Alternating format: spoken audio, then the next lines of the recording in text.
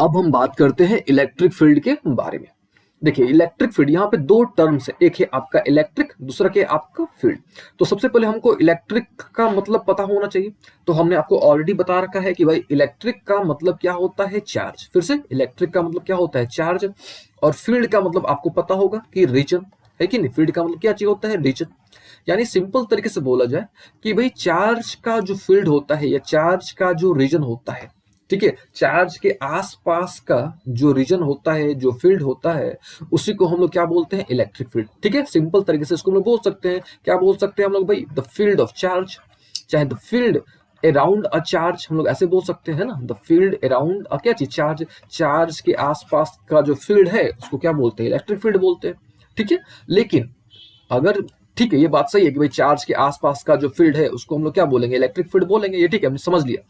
लेकिन ये बात कहां से आई, यानी ये जो इलेक्ट्रिक फील्ड वाला कॉन्सेप्ट है ये आया कहां से। तो सबसे पहले आपको ध्यान रखना है कि ये जो कॉन्सेप्ट है, इस कॉन्सेप्ट के बारे में सबसे पहले माइकल फैराडे ने इंट्रोड्यूस किया था। यानी जो इलेक्ट्रिक फील्ड वाला जो कॉन्सेप्ट है, इस कॉन्सेप्ट के बारे में सबसे पहले माइकल फैराडे ने क्या करा था, इंट्रोड्यूस किया था।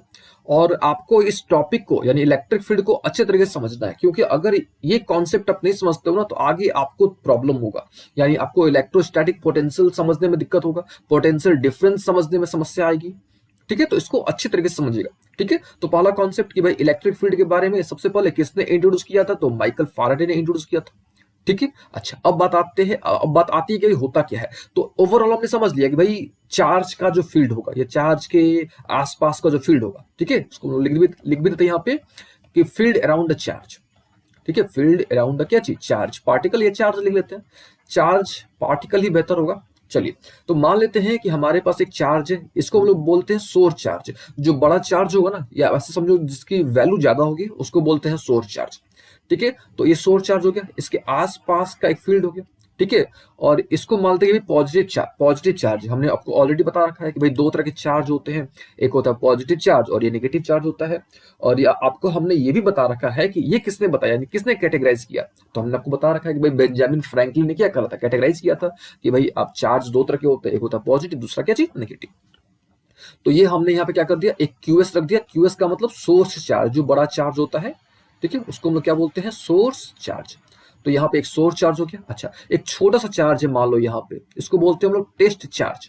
ठीक है, जो छोटा वाला चार्ज है इसको हम लोग क्या बोल देते हैं, टेस्ट चार्ज।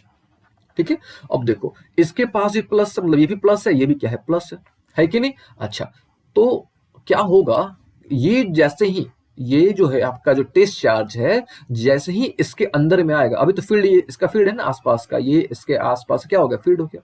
तो अभी जो ये जो टेस्ट चार्ज ये फील्ड से बाहर है कि नहीं, अभी ये फील्ड से क्या है, बाहर है। तो जैसे ही इसके फील्ड में आएगा, ठीक है, तो ये क्या करेगा, फोर्स एक्सपीरियंस करेगा। क्यों फोर्स एक्सपीरियंस करेगा, क्योंकि भैया ये भी पॉजिटिव है, ये भी पॉजिटिव है, दोनों पॉजिटिव पॉजिटिव है। तो ऑब्वियस है कि ये इसको धक्का मारेगा, यानी दोनों के बीच में रिपल्सन होगा, है कि नहीं। तो हम लोग इसको ऐसे भी बोल सकते हैं कि भाई इलेक्ट्रिक फील्ड क्या होता है, तो फील्ड अराउंड सोर्स चार्ज। ठीक है, field around the source charge, ये तो हो गया। इन विच एनी टेस्ट चार्ज, कोई भी टेस्ट चार्ज जो है, या तो वो फोर्स ऑफ अट्रैक्शन एक्सपीरियंस करेगा, या तो फोर्स ऑफ रिपल्सन एक्सपीरियंस करेगा। फिर से, क्या होता है इलेक्ट्रिक फील्ड, तो सोर्स चार्ज हो गई, ये क्या हो गया, सोर्स चार्ज हो गया। तो सोर्स चार्ज के आसपास का एक ऐसा फील्ड जिसमें ये जो टेस्ट चार्ज है आपका, या तो फोर्स ऑफ अट्रैक्शन एक्सपीरियंस करेगा, या तो फोर्स ऑफ रिपल्सन एक्सपीरियंस करेगा। तो ये जो फील्ड हो गया ना, इस फील्ड को हम लोग क्या बोलते हैं, इलेक्ट्रिक फील्ड बोलते हैं। ठीक है, अच्छा, इसको थोड़ा डिफाइन कर लिया जाए अच्छे तरीके से कि भाई होता क्या है।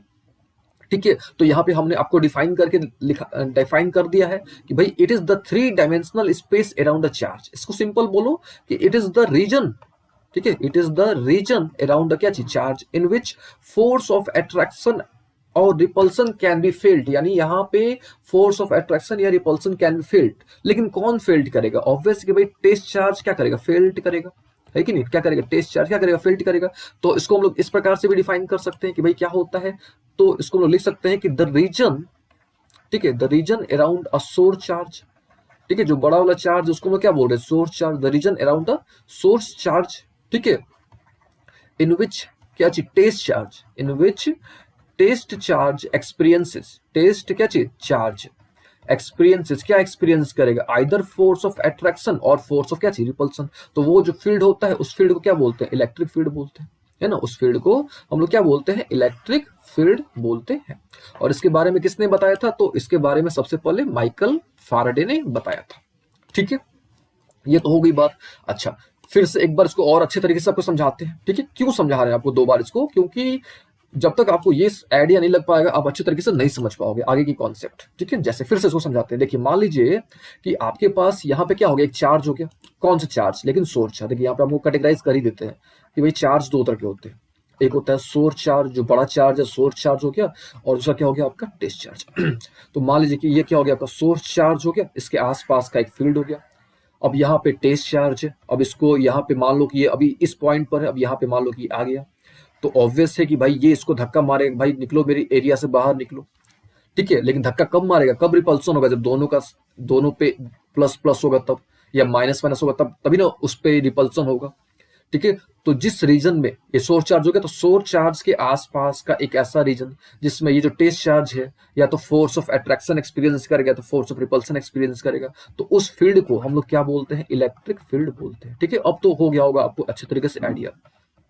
ठीक है, अगर दोनों का प्लस प्लस होगा तो रिपल्सन होगा। मान लो कि इसका प्लस था और इसका माइनस था, तब तो भाई अट्रैक्शन होगा ना, है कि नहीं। तो सिंपल सा डेफिनेशन है कि अगर जिस फील्ड में टेस्ट चार्ज या तो फोर्स ऑफ अट्रैक्शन एक्सपीरियंस करें या तो फोर्स ऑफ रिपल्सन एक्सपीरियंस करें, उस फील्ड को क्या बोलते हैं, इलेक्ट्रिक फील्ड बोलते हैं।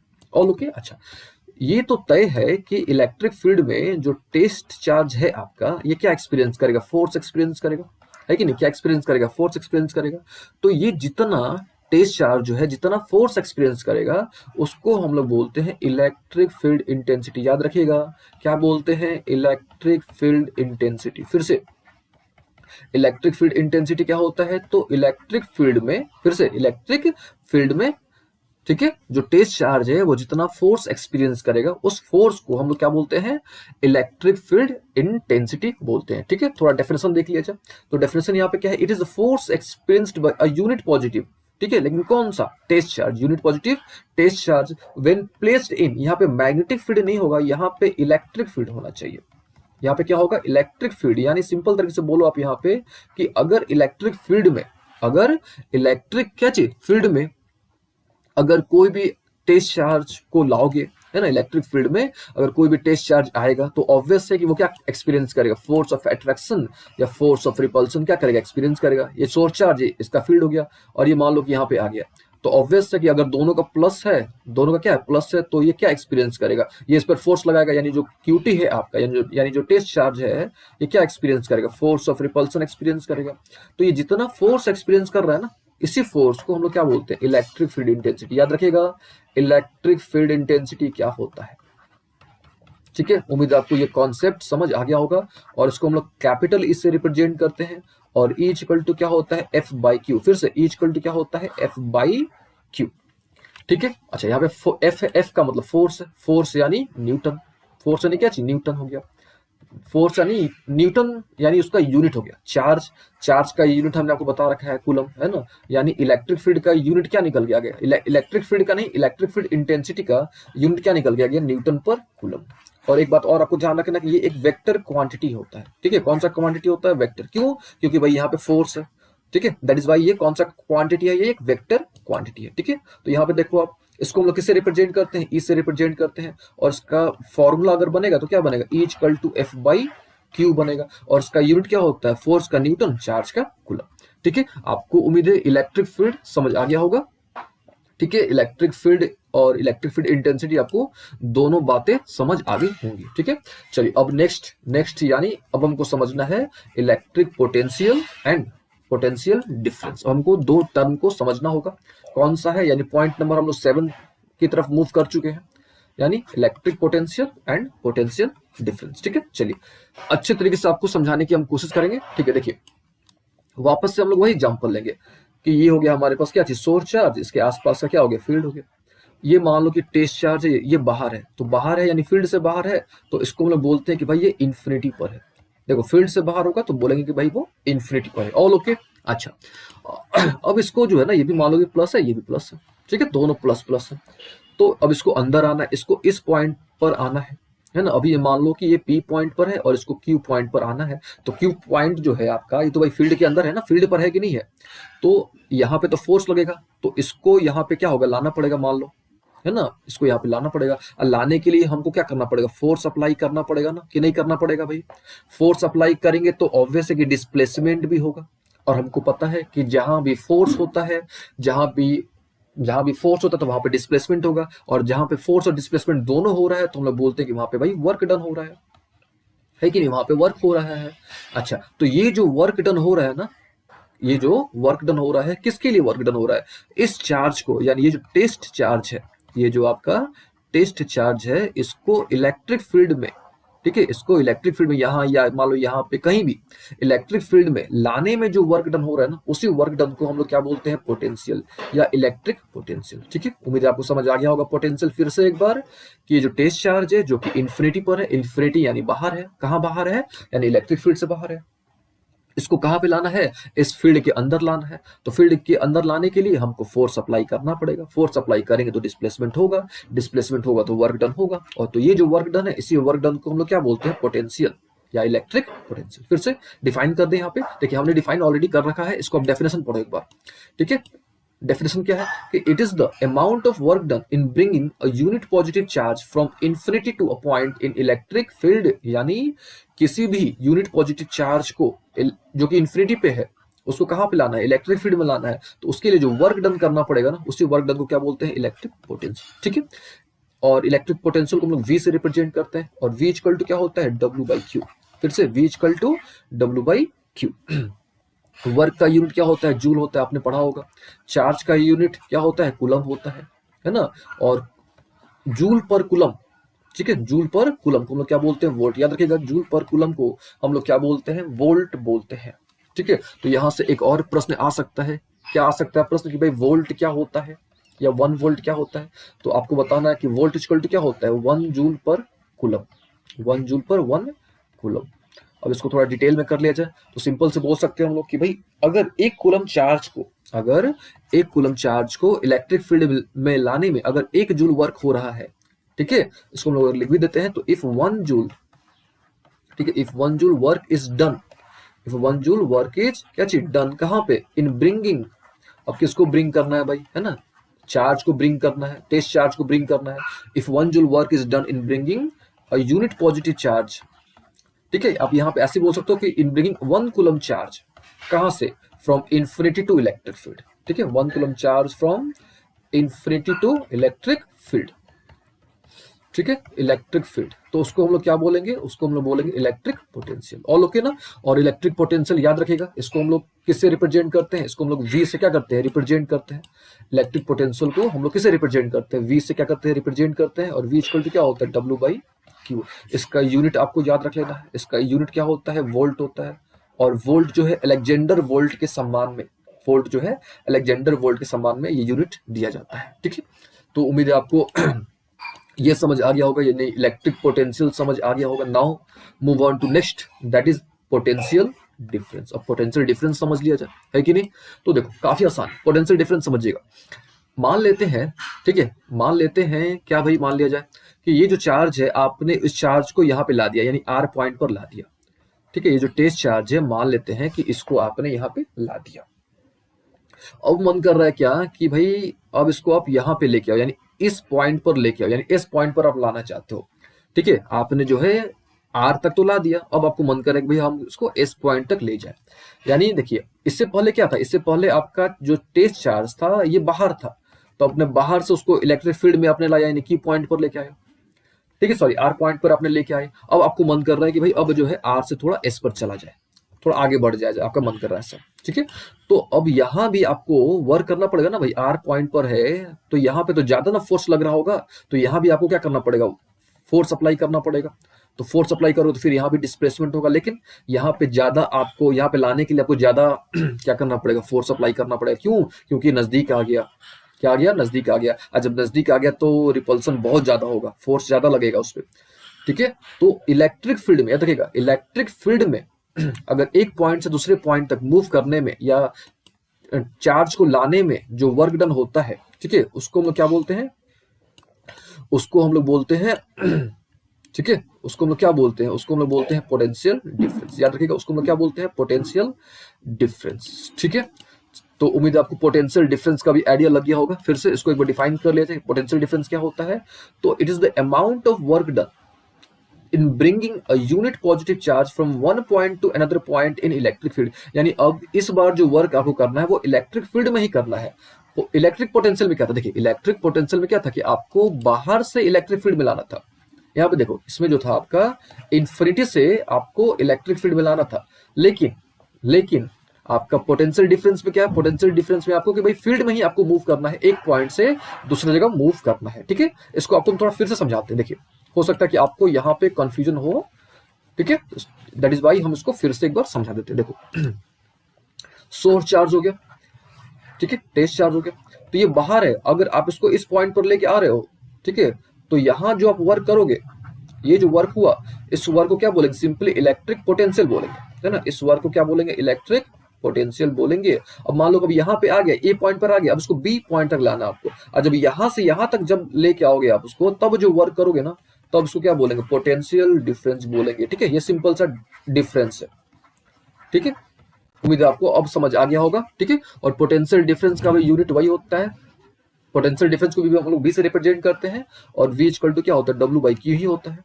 ठीक है, और इसका यूनिट भी क्या होता है, वोल्ट होता है, और वोल्ट इक्वल टू हमने आपको बता रखा है जूल पर कूलम। और एक बात और यहाँ पे हम बताना चाहेंगे कि जो आपका पोटेंशियल होता है ये स्केलर क्वांटिटी होता है। ठीक है, क्यों, क्योंकि वी इक्वल टू क्या होता है, डब्ल्यू बाई क्यू। वर्क भी स्केलर है और क्यू भी स्केलर है, यानी ओवरऑल क्या होगा, स्केलर होगा। ठीक है, तो उम्मीद है आपको पोटेंशियल का आइडिया लग गया होगा कि भाई पोटेंशियल क्या होता है। पोटेंशियल डिफरेंस का भी आइडिया आपको लग गया होगा। ठीक है, अच्छा, और कुछ बातें। पोटेंशियल डिफरेंस जो होता है ना, पोटेंशियल डिफरेंस के चलते ही कोई भी चीज फ्लो करता है, यानी फ्लो ऑफ करंट के लिए रिस्पॉन्सिबल होता है, ये हमने आपको बता रखा है। ठीक है, पोटेंशियल डिफरेंस को हम लोग वोल्ट मीटर से नापते हैं, नॉट नापते हैं, मापते हैं। याद रखिएगा, पोटेंशियल डिफरेंस को हम लोग किस में मापते हैं, तो वोल्ट मीटर में। और एक बात और आपको ध्यान रखिएगा, वोल्ट मीटर को हम लोग हमेशा पैरेलल में कनेक्ट करते हैं। इसको हम लोग बाद में डिस्कस करेंगे कि भाई पैरेलल क्या होता है, और ये हमने आपको बता रखा है कि भाई ये एक स्केलर क्वांटिटी होता है। ठीक है, तो उम्मीद है आपको यहां तक सारी बातें समझ आ गई होंगी। चलिए नेक्स्ट पॉइंट, यानी पॉइंट नंबर 8, भाई क्या है, ओम्स लॉ है। ठीक है, ओम्स लॉ। चलिए थोड़ा ओम्स लॉ समझ लिया जाए। तो देखो, ओम्स लॉ जो है ना, कुछ नहीं है, आप सिंपल इसको समझो। आप कैसे, देखो, हमने आपको, अगर आपको ध्यान होगा तो थोड़ी देर पहले हमने डिस्कस किया था आपको कि भाई हमने 2 टंकी लिया था, 2 टैंक लिया था, और दोनों टैंक में पानी था, है कि नहीं, दोनों टैंक में क्या था, पानी था। ठीक है, इसमें पानी ज्यादा था, इसमें पानी क्या था, कम था। ठीक है, ये पाइप से हमने कनेक्ट कर दिया तो फ्लो होने लगा। अब मान लो एक केस की भाई पानी इसमें यहाँ तक भरा हुआ और इसमें थोड़ा सा, मतलब थोड़ा सा डिफरेंस है, तो थोड़ा सा डिफरेंस होगा तो पानी का स्पीड धीरे होगा, कम फ्लो करेगा। ज्यादा डिफरेंस होगा दोनों में अगर ज्यादा डिफरेंस होगा तो तेजी से फ्लो करेगा। तो बस वही है, सिंपल सा लॉजिक है, क्या, कि जितना ज्यादा पोटेंशियल डिफरेंस होगा, है कि नहीं, जितना ज्यादा क्या होगा, पोटेंशियल डिफरेंस होगा, उतना ज्यादा करंट का फ्लो होगा। सिंपल सा लॉजिक है। तो ओम्स लॉ बोलता है क्या, कि at constant temperature, at constant क्या चीज, टेम्परेचर, एक फिक्स टेम्परेचर पर जितना पोटेंशियल डिफरेंस होगा उतना ही क्या होगा, करंट फ्लो होगा। नॉर्मल सी बात है कि जितना अंतर होगा दोनों टैंक के लेवल में, पानी के लेवल में, ठीक है, तो उतना तेजी से फ्लो करेगा। अब जैसे जैसे लेवल कम आएगा, मैंने लेवल बराबर होने लगेगा, भाई कैसे फ्लो करेगा, तो नॉर्मल सी बात, जितना पोटेंशियल डिफरेंस उतना ज्यादा फ्लो होगा, नॉर्मल सी बात है। अच्छा, और ये बात किसने बताई, ओम ने बताई। और ओम का पूरा नाम याद रख लो आप, इनका पूरा नाम था जॉर्ज साइमन ओम। ठीक है, ओम जो थे, इनका पूरा नाम क्या था, जॉर्ज साइमन ओम। ठीक है, और एक बात और यहाँ पे हम बताना चाहेंगे, इन्होंने ये जो लॉ दिया था वो 1826 में दिया था। याद रखिएगा, जॉर्ज साइमन ओम ने जो अपना लॉ दिया था, कब दिया था, 1826 में दिया था। और ओके ना। चलिए थोड़ा सा इनका स्टेटमेंट पढ़ लेते हैं कि इनका एग्जैक्ट स्टेटमेंट क्या था, और इनकी थोड़ी शकल देख लेते हैं। देखिए, ये है आपके जॉर्ज साइमन ओम। ठीक है, ये लॉ क्या कहता है, तो सिंपल सा है कि भाई अगर हम लोग टेम्परेचर को कांस्टेंट रख देते हैं, ठीक है, तो amount of current flowing through a conductor is directly proportional to potential difference. English लिखा हुआ है सिंपल सा, कि V जो होगा वो क्या होगा, डायरेक्टली प्रोपोर्शनल टू I होगा। ठीक है, तो इसको हम लोग क्या करते हैं, हटाते हैं, तो एक हम लोग कांस्टेंट लगा देते हैं, तो V इक्वल टू क्या हो जाता है, IR। तो सिंपल सा आपको याद रख लेना है कि भाई V इक्वल टू IR। फिर से क्या होता है, पोटेंशियल डिफरेंस, तो आपको याद रख लेना है, sorry not potential difference, sorry Ohm's law. तो ओम्स लॉ क्या होता है आपका, तो ओम्स लॉ आपको बता देना है कि भाई V equal to I R. या इसको आप ऐसे ही बता सकते हो कि जितना पोटेंशियल डिफरेंस उतना ज्यादा करंट फ्लो होगा। ठीक है, तो V डायरेक्टली प्रोपोर्शनल टू आई, इसको हम लोग हटाते हैं तो R लगा देते हैं, है ना। वैसे भी आपने पढ़ा होगा नीचे क्लासेस में कि भाई ये जब भी साइन ऑफ प्रोपोर्शनलिटी को हम लोग हटाते हैं तो एक कांस्टेंट लगाते हैं, तो यहाँ पे कांस्टेंट क्या है R, और इस R को हम लोग क्या बोलते हैं, रेजिस्टेंस बोलते हैं। इस R को क्या बोलते हैं, रेजिस्टेंस बोलते हैं। ठीक है, अब देखो आपने बहुत तरह के लॉ पढ़े होंगे, है ना, लेकिन ये जो ओम्स लॉ है ना, देखिए कुछ लॉ होते हैं जैसे आपने न्यूटन्स लॉ ऑफ ग्रेविटेशन पढ़ा होगा, वो यूनिवर्सल लॉ है, वो जो है आपका यूनिवर्सल लॉ है। यानी वो जो लॉ है ना आपका हर एक जगह हर एक ऑब्जेक्ट पे लागू होता है, आप आकाश पाताल हर जगह वो लॉ लागू होगा। लेकिन ओम्स लॉ जो है ना, ये जो ओम्स लॉ हम लोग स्टडी कर रहे हैं, ये याद रखिएगा, is not a universal law, ये यूनिवर्सल लॉ नहीं है, अंतर यही है। देखिए याद रखिएगा इस कॉन्सेप्ट को कि जो ओम्स लॉ है आपका, ये यूनिवर्सल लॉ नहीं है। ठीक है, अच्छा, ये तो आपने समझ लिया कि भाई ओम्स लॉ यूनिवर्सल लॉ नहीं है, यानी हर एक डिवाइस पर ये लागू नहीं होता है। ठीक है, हर एक डिवाइस पर ये लागू नहीं होता है, मतलब हर एक डिवाइस जरूरी नहीं है कि भाई जितना पोटेंशियल डिफरेंस होगा उतना ही आई होगा। ठीक है, बहुत सारे डिवाइसेज होते हैं, जैसे आपके सेमी कंडक्टर डिवाइसेज होते हैं। ठीक है, अब जितने भी आपके सेमी कंडक्टर डिवाइसेज होते हैं, जैसे एलईडी हो गया, है ना, तो उन सब पर ये लॉ लागू नहीं होता है।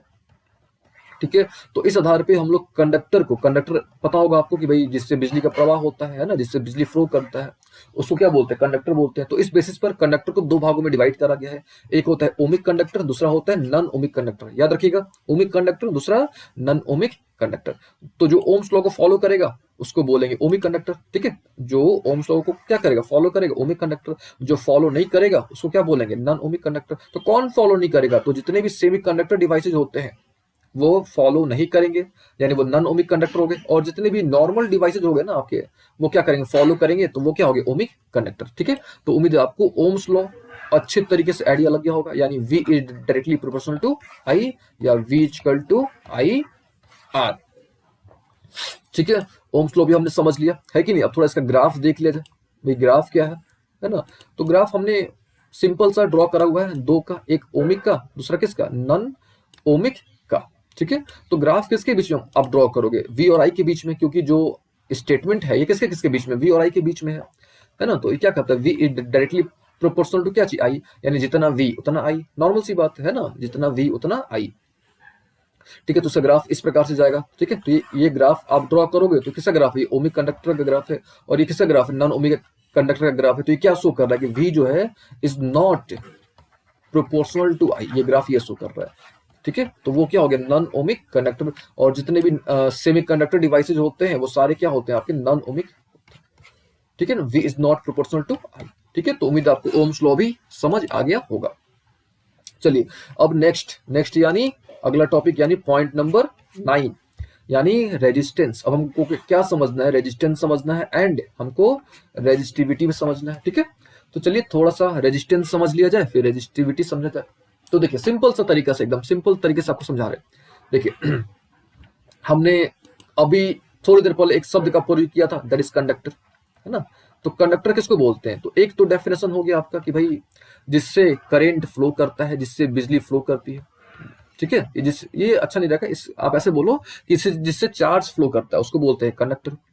ठीक है, अब चार्ज यानी क्या चाहिए, इलेक्ट्रॉन्स। तो आप ऐसे भी बोल सकते हो कि भाई वैसा मटेरियल जिसके पास सबसे अधिक मात्रा में फ्री इलेक्ट्रॉन्स होंगे, फिर से वैसा मटेरियल जिसके पास फ्री इलेक्ट्रॉन्स अधिक मात्रा में होंगे उसको क्या बोलते हैं, कंडक्टर। याद रखिएगा कंडक्टर क्या होता है, तो वैसा मटेरियल्स जिसके पास फ्री इलेक्ट्रॉन्स काफी ज्यादा मात्रा में होंगे। ठीक है, फ्री इलेक्ट्रॉन्स काफी ज्यादा मात्रा में होंगे उसको क्या बोलेंगे, उसको बोलते हैं हम लोग क्या चाहिए, कंडक्टर। ठीक है, देखिए तो यहाँ पे हमने क्या कर लिया, एक छोटा मोटा वायर का टुकड़ा ले लिया। ठीक है, यहाँ तक मस्त एकदम। कंडक्टर है तो इसमें बहुत सारे इलेक्ट्रॉन्स इधर उधर मूव कर रहे होंगे, बहुत सारे फ्री इलेक्ट्रॉन्स होंगे ना। तो मान लो कि इसमें भाई बहुत सारे फ्री इलेक्ट्रॉन्स हैं और लोग के एकदम बढ़िया तरीके से। ठीक है, अब ये जो फ्री इलेक्ट्रॉन्स हैं, ठीक है, फ्री इलेक्ट्रॉन जो है ये मूव तो कर रहे हैं। ठीक है, जितने भी फ्री इलेक्ट्रॉन्स हैं ये मूव कर रहे हैं। ठीक है, लेकिन ये रैंडमली मूव कर रहे हैं, ये इधर उधर मूव कर रहे हैं, ये रैंडमली मूव कर रहे हैं। तो रैंडमली मूव कर रहे हैं, ठीक है, दैट इज वाई इसमें किसी प्रकार का कोई भी करंट नहीं है। ठीक है, क्योंकि कुछ इधर मूव कर रहा है, कुछ इधर मूव कर रहा है, तो कैंसिल कर दे रहा है, अपना इफेक्ट ही कैंसिल कर दे रहा है। ठीक है, तो एक ये भी प्रश्न पूछा जाता है कि भाई कंडक्टर है, आपने कंडक्टर बताया, कंडक्टर के पास फ्री इलेक्ट्रॉन्स होते हैं, उसके बावजूद भी उसमें जो है आपका बिजली का फ्लो क्यों नहीं होता है। तो आपको बताना है कि भाई कंडक्टर में जो फ्री इलेक्ट्रॉन्स होते हैं वो रैंडमली मूव करते हैं, और जब रैंडमली मूव करते हैं यानी कुछ इधर मूव किया, कुछ इधर मूव किया, यानी ओवरऑल उसका जो इफेक्ट हो गया वो कैंसिल हो गया। ठीक है, that is by no current, यानी नो करेंट। और लोग ना मस्त एकदम यहां तक। चलिए अभी देखो, अब हम लोग क्या करते हैं कि इस कंडक्टर को, ठीक है, इस कंडक्टर को हम लोग क्या करते हैं, बैटरी से कनेक्ट कर देते हैं। देखो यहाँ पे हमने क्या कर लिया, ये हमने यहाँ पे एक सेल लगा दिया, बैटरी नहीं लिया हमने, सेल लगा दिया। देखिए बैटरी क्या होता है, सेल क्या होता है। सेल तो हमने आपको बता रखा है कि भाई एक ऐसा डिवाइस जो केमिकल एनर्जी को इलेक्ट्रिकल एनर्जी में कन्वर्ट करता है, उसको बोलते हैं सेल। और बैटरी, बहुत सारा सेल मिला दो, बन गया बैटरी। ठीक है, चलिए तो यहां पे क्या होगा कि ये आपका होता है पॉजिटिव टर्मिनल, ये होता है नेगेटिव टर्मिनल। ऑल ओके, तो ये क्या हो गया आपका प्लस हो गया, और ये क्या हो गया आपका माइनस हो गया। ऑल ओके ना। अच्छा यहाँ पे हम एक चीज और ऐड करना चाहेंगे कि जो डायरेक्शन होता है करंट का, ध्यान दीजिएगा, जो डायरेक्शन ऑफ करंट होता है, दो तरह का डायरेक्शन होता है करंट का। एक होता है कन्वेंशनल डायरेक्शन, ठीक है, कन्वेंशनल डायरेक्शन। ये कैसे होता है, पॉजिटिव टू नेगेटिव। याद रखिएगा, जो कन्वेंशनल डायरेक्शन होता है ये कैसे होता है, ये पॉजिटिव टू नेगेटिव। और एक होता है इलेक्ट्रॉनिक डायरेक्शन, यानी इलेक्ट्रॉन का डायरेक्शन। तो इलेक्ट्रॉन तो भैया नेगेटिव चार्ज है ना, तो किधर भागेगा, पॉजिटिव की तरफ भागेगा, यानी नेगेटिव टू पॉजिटिव। तो ये दोनों आपको थोड़ा ध्यान रखना है कि भाई दो तरह के डायरेक्शन होते हैं, एक होता है कन्वेंशनल डायरेक्शन, दूसरा होता है इलेक्ट्रॉनिक डायरेक्शन। कन्वेंशनल डायरेक्शन यानी प्लस से माइनस, इलेक्ट्रॉनिक यानी नेगेटिव टू पॉजिटिव, और ये दोनों एक दूसरे के रिवर्स होते हैं। ठीक है, चलिए ये तो हमने समझ लिया। खैर हमने क्या करा, जो कंडक्टर था उसको हमने क्या कर दिया, बैटरी से कनेक्ट कर दिया। बैटरी यहाँ पे नहीं है, हमने सेल ही लिया हुआ है क्योंकि सिंगल है ना, इसलिए सेल लिया हुआ है। तो अब ये आपका प्लस हो गया, ये क्या हो गया माइनस हो गया, यानी एक इंड जो था ये क्या हो गया प्लस हो गया, और एक इंड क्या हो गया माइनस हो गया। अब यहां से भी इलेक्ट्रॉन्स निकलना शुरू हो गए, है कि नहीं, यहां से इलेक्ट्रॉन्स निकलना शुरू हो गया। तो यहाँ पे जैसे इलेक्ट्रॉन्स आएंगे, यहाँ पे तो ऑलरेडी फ्री इलेक्ट्रॉन्स थे यहाँ पे, अब यहां से इलेक्ट्रॉन्स निकलना शुरू हो गए, तो यहाँ पे जो इलेक्ट्रॉन्स ऑलरेडी था, इलेक्ट्रॉन्स इधर से भी जा रहा है, यानी ऑब्वियस है कि भाई यहाँ पे क्या होगा, कोलिजन होना स्टार्ट हो जाएगा। फिर से समझिएगा, यहाँ से यहाँ पे तो ऑलरेडी बहुत सारे इलेक्ट्रॉन्स थे, फ्री इलेक्ट्रॉन्स थे ऑलरेडी, और इधर से भी जो है ना आपका इलेक्ट्रॉन्स आपने बैटरी से कनेक्ट कर दिया, यानी आपने इधर से और क्या कर दिया, इलेक्ट्रॉन्स फेंकना शुरू कर दिया, इलेक्ट्रॉन्स भेजना शुरू कर दिया। तो ऑब्वियस है कि भाई यहाँ पे सब बहुत सारा इलेक्ट्रॉन जो होगा सब आपस में क्या करेगा, टकराएगा। तो ये जो टकराना हुआ ना, ये जो टकराव हुआ ना, इसी टकराव को हम लोग क्या बोलते हैं, रेजिस्टेंस बोलते हैं। ठीक है, फिर से इसी को क्या बोलते हैं, रेजिस्टेंस। यानी इसको हिंदी में डिफाइन किया जाए कि रेजिस्टेंस क्या होता है, तो हम इसको बोल सकते हैं कोलिजन एमंग इलेक्ट्रॉन्स। फिर से रेजिस्टेंस क्या होता है, तो कोलिजन एमंग क्या चीज, इलेक्ट्रॉन्स, इसी को हम लोग क्या बोलते हैं, रेजिस्टेंस। याद रखिएगा, व्हाट इज रेजिस्टेंस, तो कोलिजन एमंग इलेक्ट्रॉन्स। ठीक है, तो उम्मीद है आपको रेजिस्टेंस का लॉजिक आइडिया लग गया होगा। ठीक है, तो रेजिस्टेंस क्या होता है, इसको अगर प्रॉपर तरीके से डिफाइन किया जाए तो हम लोग ऐसे बोल सकते हैं कि रेजिस्टेंस एक ऐसा प्रॉपर्टी होता है। ठीक है, रेजिस्टेंस क्या होता है, एक ऐसा प्रॉपर्टी होता है जो करंट के फ्लो को रोकता है। देखिए हिंड्रेंस करता है, ठीक है, किसको हिंड्रेंस करता है, हिंडर करता है फ्लो ऑफ करंट को। तो याद रखिएगा रेजिस्टेंस क्या होता है, तो एक प्रॉपर्टी होता है, ठीक है, प्रॉपर्टी ऑफ किसका, कंडक्टर। ठीक है, that opposes the flow of current, ठीक है, that opposes the flow of current, current के फ्लो को क्या करता है, वो रोकता है। याद रखिएगा क्या करता है, करंट के फ्लो को रोकता है, उसको क्या बोलते हैं, रेजिस्टेंस। और आप इसको ऐसे ही बोल सकते हो कि भाई V बाई I का जो रेशियो होता है उसको क्या बोलते हैं, रेजिस्टेंस बोलते हैं, है कि नहीं। इसका यूनिट होता है ओम। याद रखिएगा जॉर्ज साइमन ओम, है ना, इसका जो यूनिट होता है क्या होता है, ओम। देखिए यूजुअली होता है क्या है कि जो जिस चीज के बारे में बताता है ना उसके सम्मान में उसका यूनिट रख दिया जाता था, पहले ऐसा होता था। ठीक है, और इसका सिंबल इस प्रकार से होता है ओम का। ऑल ओके ना, इसको बोलते हैं क्या चीज, रेजिस्टेंस। और रेजिस्टेंस का यूनिट तो हमने समझ लिया कि भाई क्या होता है, ओम होता है। रेजिस्टेंस का कारण भी समझ लो आप कि भाई रेजिस्टेंस क्यों होता है, तो ड्यू टू कॉलिजन। और कॉलिजन कब हो रहा है, जब आपने बैटरी से कनेक्ट कर दिया, यानी जैसे ही आपने पीडी अप्लाई किया, पीडी यानी पोटेंशियल डिफरेंस अप्लाई किया, है ना, तो हम लोग बोल सकते हैं कि when PD is applied, when PD is क्या चाहिए अप्लाई, जब भी हम लोग पोटेंशियल डिफरेंस अप्लाई करेंगे कॉलिजन हो रहा है, और कॉलिजन यानी रेजिस्टेंस हो रहा है। तो अगर ये प्रश्न पूछता है आपके पेपर में कि भाई कारण क्या है बताओ आप, यानी रेजिस्टेंस, तो ठीक है आपने बता दिया कि भाई एक ऐसा प्रॉपर्टी है जो करंट के फ्लो को रोकता है, लेकिन उसका कारण क्या है, उसके पीछे का कारण क्या है, तो आपको बताना है कि भाई जैसे ही हमने पोटेंशियल डिफरेंस अप्लाई किया वहां पे कोलिजन होना शुरू हो गया, कोलिजन हुआ तो रेजिस्टेंस। ठीक है, चलिए, तो उम्मीद है आपको ये कॉन्सेप्ट भी अच्छे तरीके से आइडिया लग गया होगा। और रेजिस्टेंस का यूनिट हमने आपको बता दिया कि क्या होता है इसका रेजिस्टेंस का यूनिट, तो ओम होता है, ओम। ठीक है, और आर इक्वल टू क्या होता है, तो वी बाई आई, ये भी आपको याद रख लेना है। वी यानी पोटेंशियल, हमने समझा दिया आपको, यानी वोल्ट, और आई यानी करेंट यानी एम्पियर। ठीक है, तो ये भी एक प्रश्न पूछा जा सकता है कि भाई 1 ओम क्या होता है, तो ये भी आपको ध्यान में रख लेना है। ठीक है, 1 ओम, ये ओम का सिंबल होता है। ठीक है, चलिए, ये तो उम्मीद है आपको जहां तक समझ आ गई होगी सारी बातें। अभी देखो, अब हमको समझना है, ठीक है, क्या समझना है कि भाई इसका उल्टा क्या होता होगा। ठीक है, तो याद रखिएगा, रेजिस्टेंस का उल्टा यानी कंडक्टेंस। ठीक है, रेजिस्टेंस का जो उल्टा होता है उसको क्या बोलते हैं, कंडक्टेंस। तो रेजिस्टेंस क्या कर रहा था, रोक रहा था, जबकि जबकि कंडक्टेंस क्या करेगा, कंडक्टेंस जो है उसको सपोर्ट करेगा। तो हम लोग ऐसे बोल सकते हैं कि कंडक्टेंस क्या होता है, एक ऐसी प्रॉपर्टी होती है जो सपोर्ट करता है, support flow of current. Current नहीं बोल सकते, चार्ज बोलना सही होगा। सपोर्ट फ्लो ऑफ क्या चीज, चार्ज। और उसको हम लोग जी से रिप्रेजेंट करते हैं, और जी इक्वल टू क्या होता है, 1/r। याद रखिएगा, जी इक्वल टू 1/r। तो रेजिस्टेंस का उल्टा कंडक्टेंस, फिर से रेजिस्टेंस का उल्टा कंडक्टेंस। रेजिस्टेंस का यूनिट क्या होता है, ओम होता है, और कंडक्टेंस का यूनिट उल्टा कर दो, ये हो गया इस प्रकार। तो इसको बोलते हैं मो। याद रखिएगा, जो कंडक्टेंस होता है इसका यूनिट क्या होता है, मो। और मो को हम लोग सीमन भी बोलते हैं, SIEMEN। याद रखिएगा, मो बोलो या सीमन बोलो, दोनों एक ही चीज है।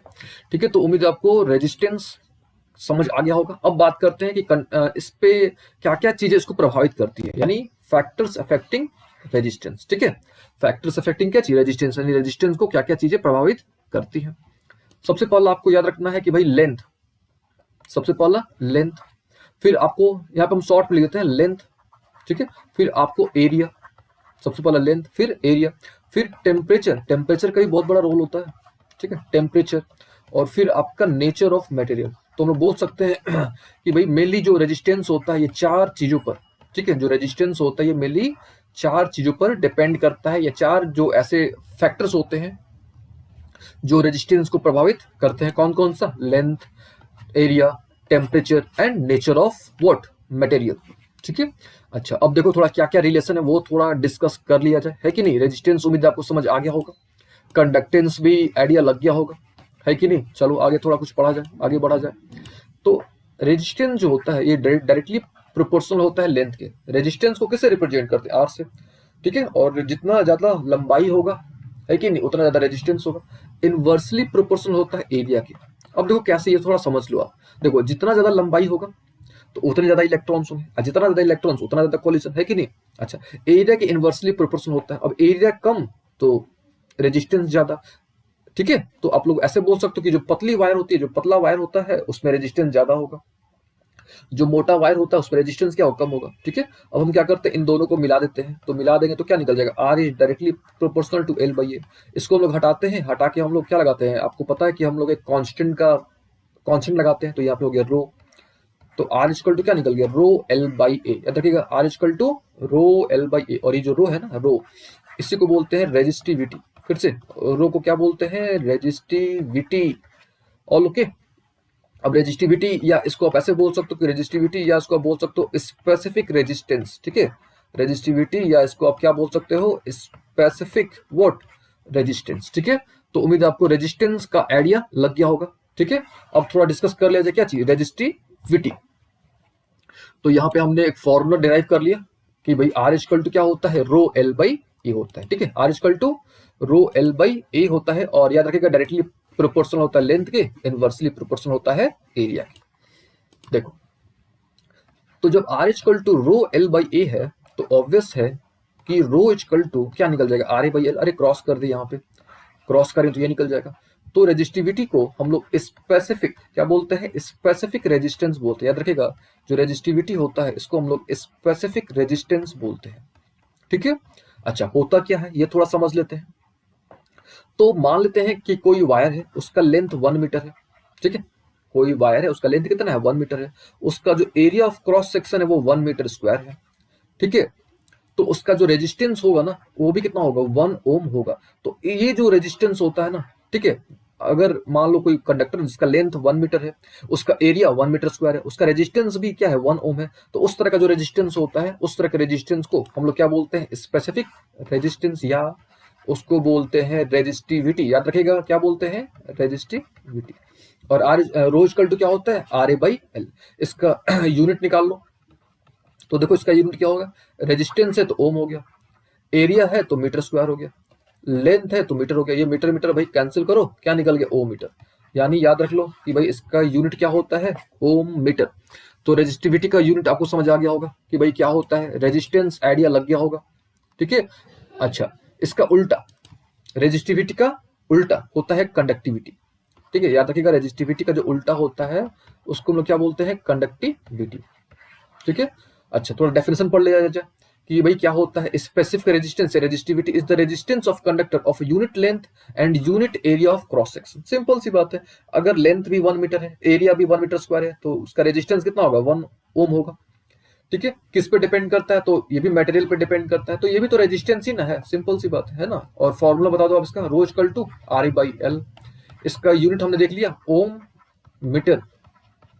और इसका उल्टा क्या होता है, कंडक्टिविटी। और कंडक्टिविटी को हम लोग सिग्मा से रिप्रेजेंट करते हैं, और सिग्मा इक्वल टू क्या होता है, 1 बाई रो, उल्टा है उसका।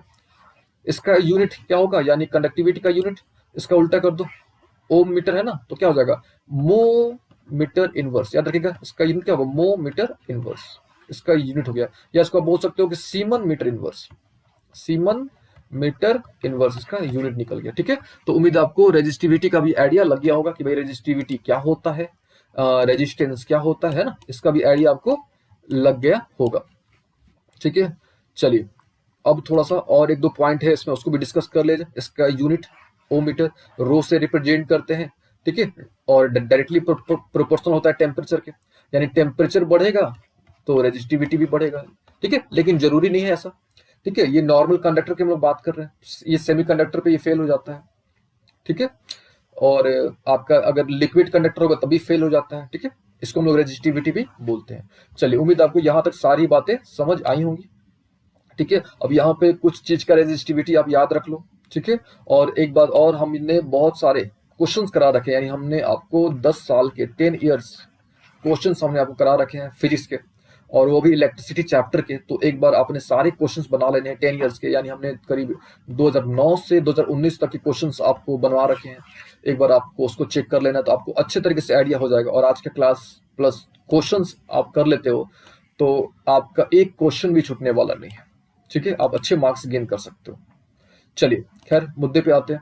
तो यहाँ पे रेजिस्टिविटी, तो एक चीज आप नोटिस करोगे, ठीक है, एक सर्टेन टेम्परेचर पर यहाँ पे ये मान लो क्या हो गया, आपका मेटल है, और ये क्या है, आपका एलोय है। ठीक है, मटेरियल यानी ये जो है आपका एलोय है, और ये क्या है, आपका मेटल है। तो एक चीज आप ध्यान से अगर नोटिस करोगे, तो एलोय की जो रेजिस्टिविटी होती है वो ज्यादा होती है। रख लीजिएगा, एलोय की जो रेजिस्टिविटी होती है वो ज्यादा होती है। आप किसी का तुलना कर लो, किसी का, यहाँ देखो आप, यहाँ पे देखोगे तो 1.59 है, यहाँ पे देखो, यहाँ भी देखो आप। तो याद रखिएगा रेजिस्टिविटी जो होती है एलोय की ज्यादा होती है। ठीक है, क्यों ज्यादा होता है, तो इसके पीछे भी एक लॉजिक है आपका, मटेरियल, नेचर ऑफ मटेरियल। और अभी हमने आपको बताया कि भाई नेचर ऑफ मटेरियल पर भी क्या करता है, डिपेंड करता है ना। तो कुछ यहाँ पे डाटा अवेलेबल है, उसको आपको एक बार याद कर लेना है, देख लेना है कि, ठीक है। और आप यही नोटिस करोगे कि भाई रेजिस्टिविटी क्या होता है, आपका ज्यादा होता है। ठीक है, किसका, एलोय का। ऑल ओके ना। चलिए, अब नेक्स्ट थोड़ा डिस्कस कर लिया जाए। अब देखिए, अब हमको बात करना है टाइप्स ऑफ रेजिस्टेंसेज।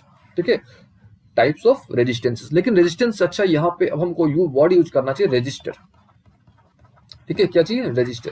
देखिए क्यों, क्योंकि रेजिस्टेंस जो है ना एक प्रॉपर्टी है, समझिएगा ध्यान से। जो रेजिस्टेंस है ये आपका एक क्या चीज है, प्रॉपर्टी है।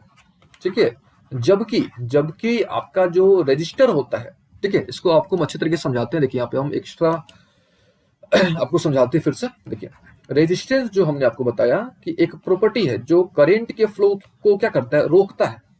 एक प्रॉपर्टी है, ध्यान दीजिएगा, रेजिस्टेंस एक प्रॉपर्टी है। ठीक है। अच्छा, जबकि रजिस्टर, रजिस्टर क्या होता है, तो एक मटेरियल होता है। याद रखिएगा, रजिस्टर क्या होता है, एक मटेरियल होता है। ठीक है, रजिस्टर एक मटेरियल होता है जिसका हैविंग वेरी हाई रेजिस्टेंस, जिसका रेजिस्टेंस काफी हाई होता है, वेरी हाई रेजिस्टेंस। ठीक है, तो उसको बोलते हैं क्या चीज, रजिस्टर। याद रखिएगा, रजिस्टर क्या होता है, वैसा मटेरियल जिसका रेजिस्टेंस काफी हाई होता है ना, उसको क्या बोलते हैं, रजिस्टर बोलते हैं। ठीक है, और इस तरह का सिंबल होता है रजिस्टर का। तो यहाँ पे रजिस्टर दो तरह के होते हैं। यहाँ पे रेजिस्टेंस सही नहीं रहेगा बोलना, यहाँ पे जो है आपका रजिस्टर जो होता है वो दो तरह के होते हैं, ठीक है।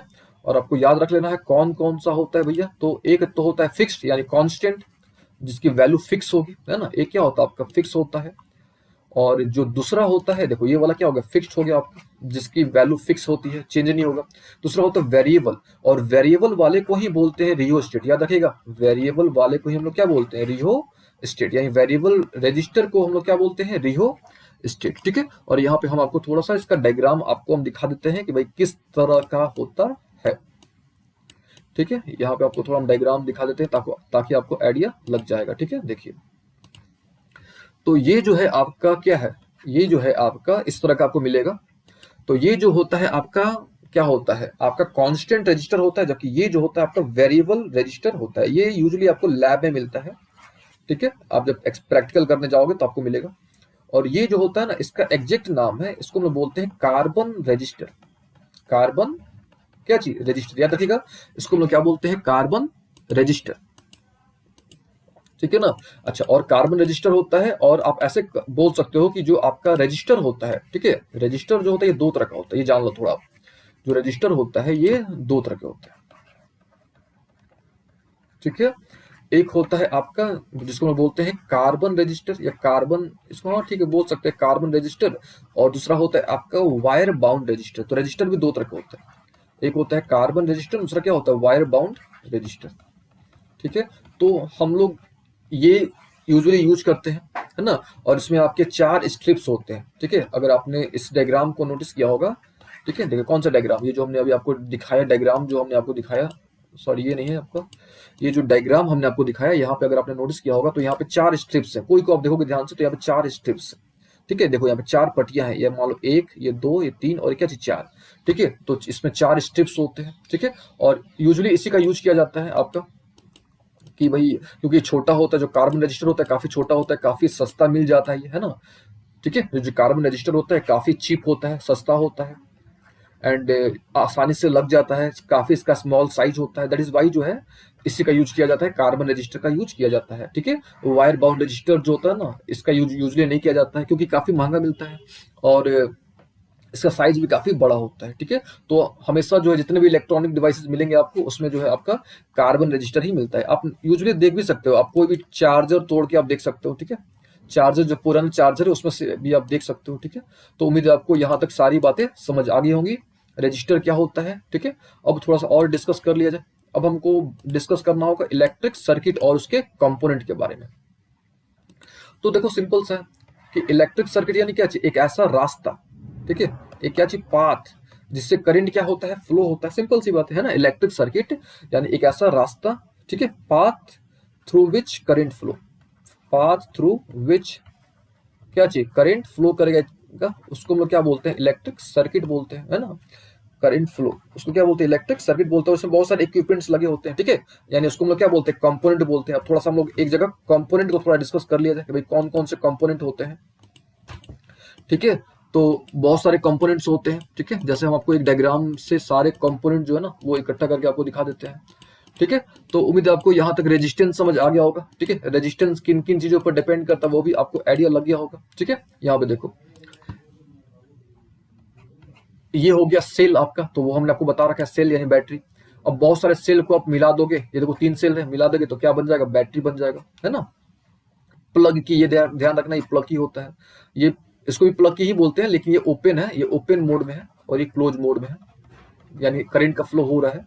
ये ज्वाइंट वायर है, तो आपको देखने से भी लग रहा होगा आइडिया, है ना। इसको क्या बोलते हैं, वायर क्रॉसिंग विदाउट ज्वाइनिंग, यानी वायर तो पास कर रहा है लेकिन ज्वाइन नहीं किया गया। ये बल्ब का सिंबल है, ये तो नॉर्मल सा है, ये सब आपने पता भी होगा, है ना।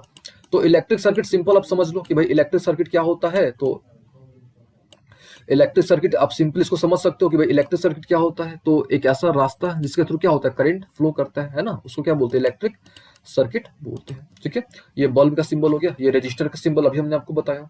ये रियोस्टेट है, जो वेरिएबल रेजिस्टेंस होते हैं ना, उसका सिंबल ये होता है। ये आम मीटर हमने आपको बता रखा है, जो करंट को मेजर करता है। याद रखिएगा, आम मीटर क्या करता है, एक ऐसा डिवाइस होता है जो करंट को क्या करता है, मेजर करता है, उसको बोलते हैं आमीटर। वोल्ट मीटर किसको मेजर करता है, तो वोल्ट मीटर जो होता है ये पोटेंशियल डिफरेंस को मेजर करता है। याद रखिएगा, वोल्ट मीटर किसको मेजर करता है, पोटेंशियल डिफरेंस को क्या करता है, मेजर करता है। ठीक है, हम आपको थोड़ा इसको अच्छे तरीके से लिख के समझा देते हैं। ठीक है, हो सकता है आपको यहाँ पे कंफ्यूजन हो। देखिए, आपको 3 डिवाइस के बारे में याद रखना है। आर्म मीटर, तो आर्म मीटर किसको मापता है, तो करेंट को मापता है, और इसको हम लोग सीरीज में कनेक्ट करके रखते हैं हमेशा। याद रखिएगा, आर्म मीटर को सीरीज में कनेक्ट करा जाता है। वोल्ट मीटर किसको मापता है, तो पोटेंशियल डिफरेंस को मापता है, और इसको हमेशा पैरेलल में कनेक्ट किया जाता है। और एक और डिवाइस याद रखिएगा जिसका नाम है गैल्वेनोमीटर। गैल्वेनोमीटर क्या होता है, एक ऐसा डिवाइस जो पता करता है कि किसी भी सर्किट में करंट है कि नहीं। यानी आप बोल सकते हो यहाँ पे कि galvanometer is a device that detect the presence of current, है ना, जो क्या करता है, प्रेजेंस ऑफ करंट, भाई कि किसी भी डिवाइस में करंट है कि नहीं, वो उसको पता करता है। तो ये 3 डिवाइस का नाम आपको ध्यान रखना है, आर्म मीटर यानी एम्पियर मीटर, वोल्ट मीटर, और एक गैल्वेनोमीटर।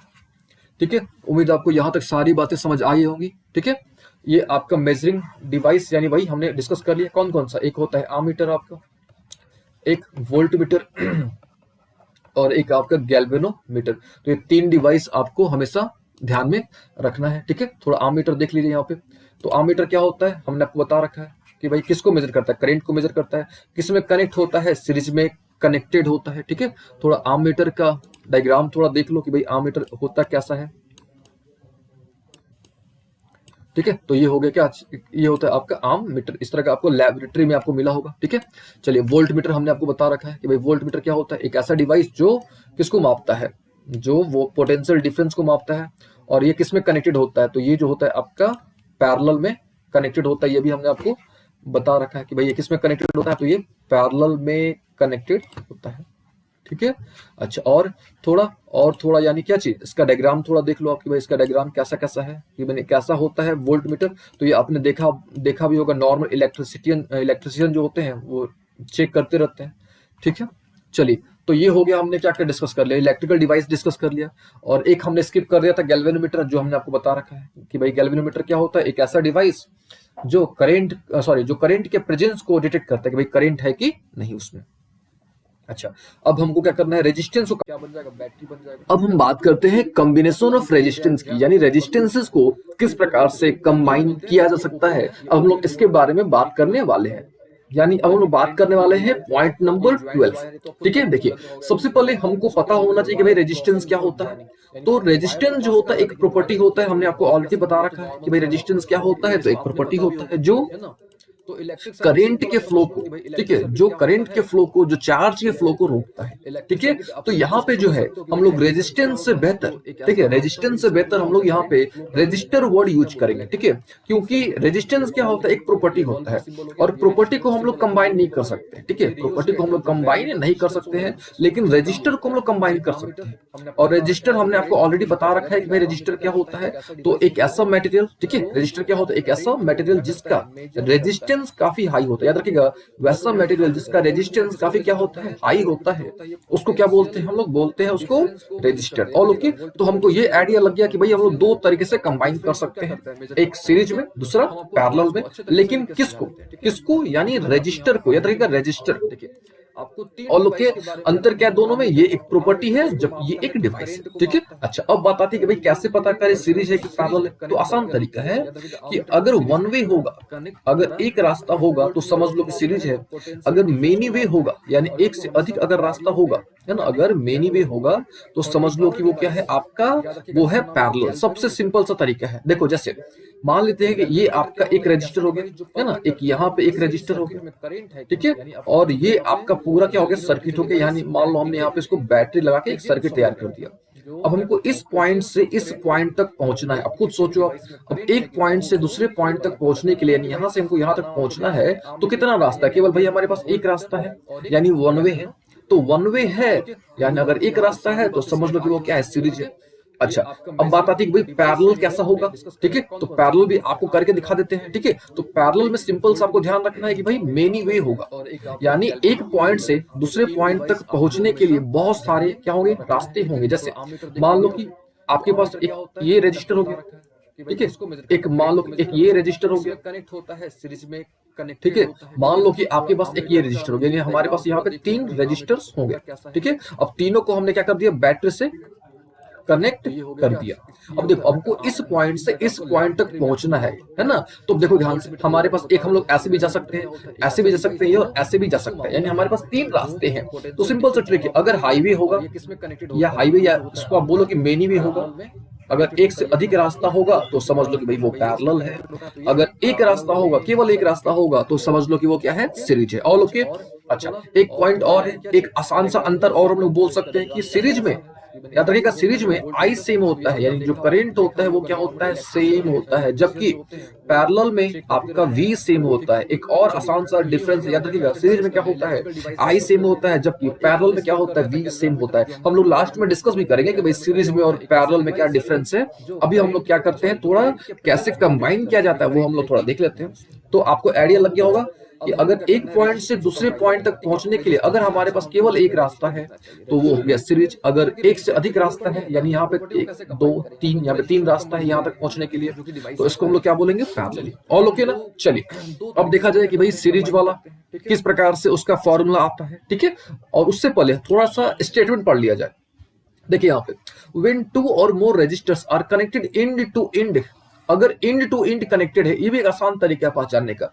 एक रास्ता होगा तो obviously end to end connected है, तो एक सिंपल सा तरीका देखो आप, एक रजिस्टर ये हो गया और एक रजिस्टर ये हो गया, ठीक है।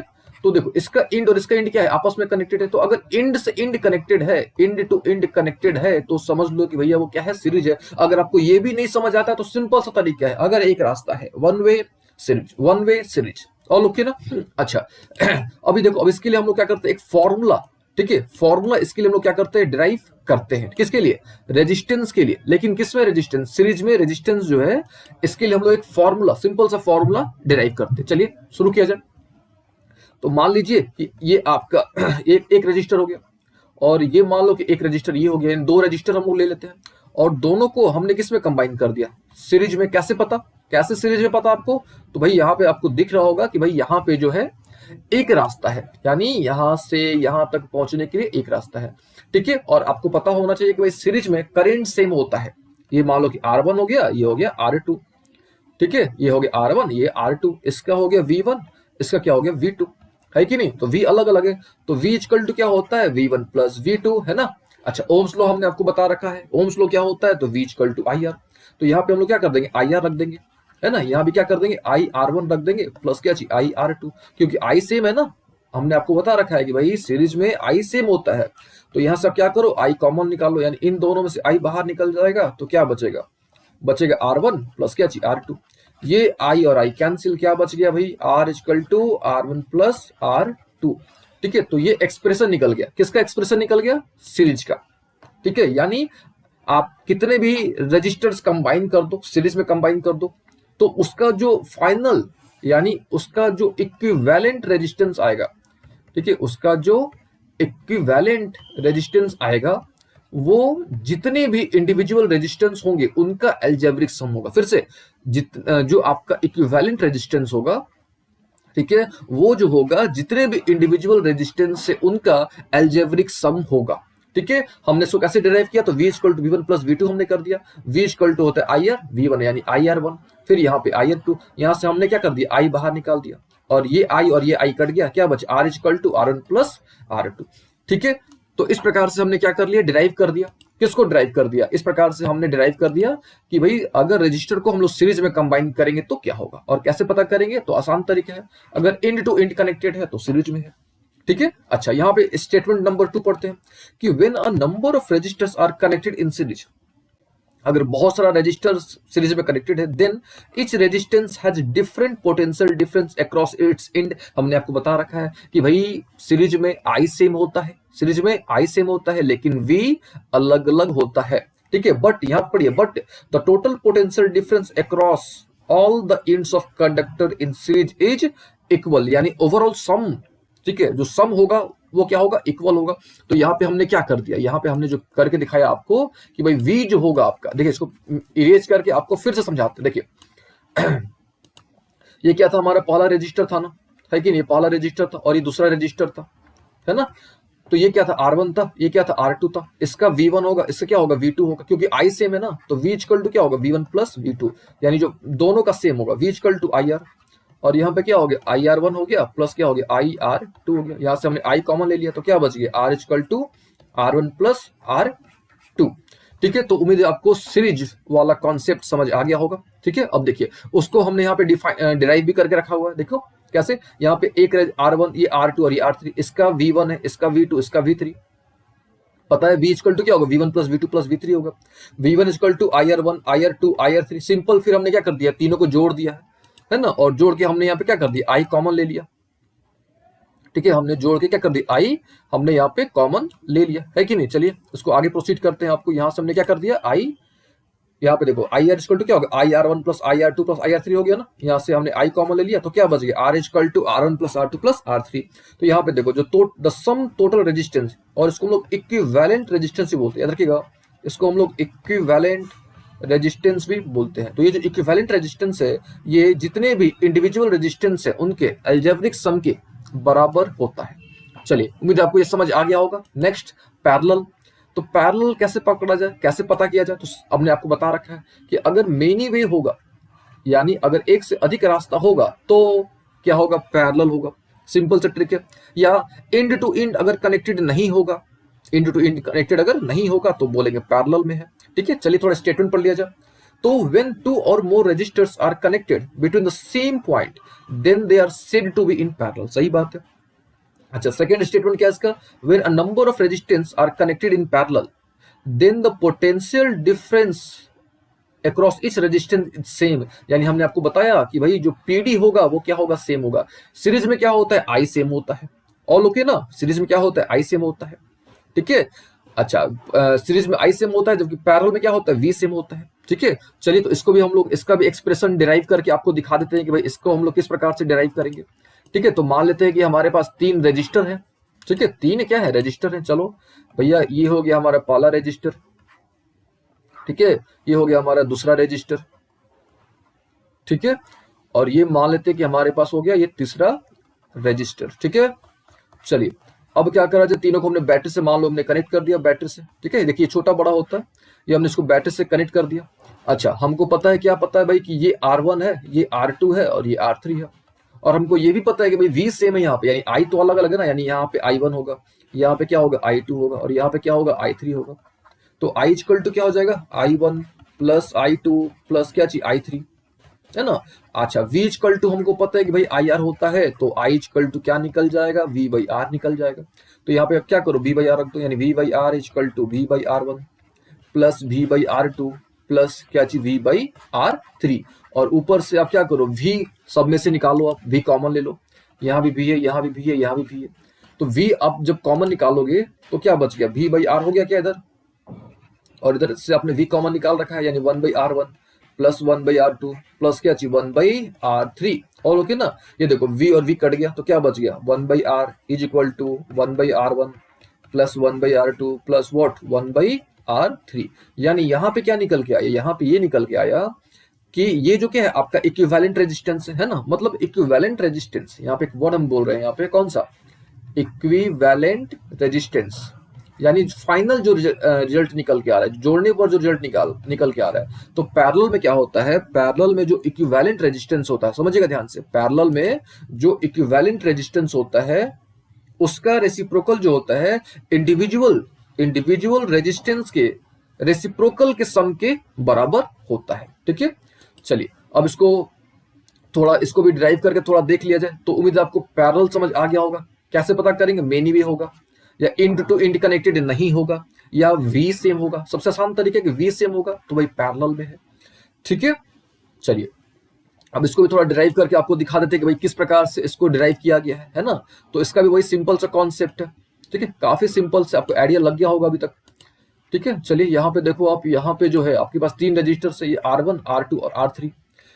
तीन देखो, यहाँ से यहाँ तक एक रास्ता, 2 और 3, यानी यहाँ तक जाने के 3 रास्ते हैं, यानी एक से अधिक रास्ता है। ठीक है, यहाँ पे I अलग अलग है, यहाँ पे देखो I1 है, यहाँ पे I2 और यहाँ पे क्या है I3 है। तो I इक्वल टू क्या हो गया, I1 plus I2 plus I3। Ohm's law से V इक्वल टू IR, तो I इक्वल टू क्या निकल गया, V बाई आर निकल गया। तो यहाँ से हमने I1 I2 I3 निकाल दिया, फिर सबको जोड़ दिया, फिर यहाँ से हमने V कॉमन ले लिया। और जब हम लोग V कॉमन लेंगे तो क्या मिल जाएगा, हमको मिल जाएगा 1 by R is equal to 1 by R1 plus 1 by R2 plus 1 by R3।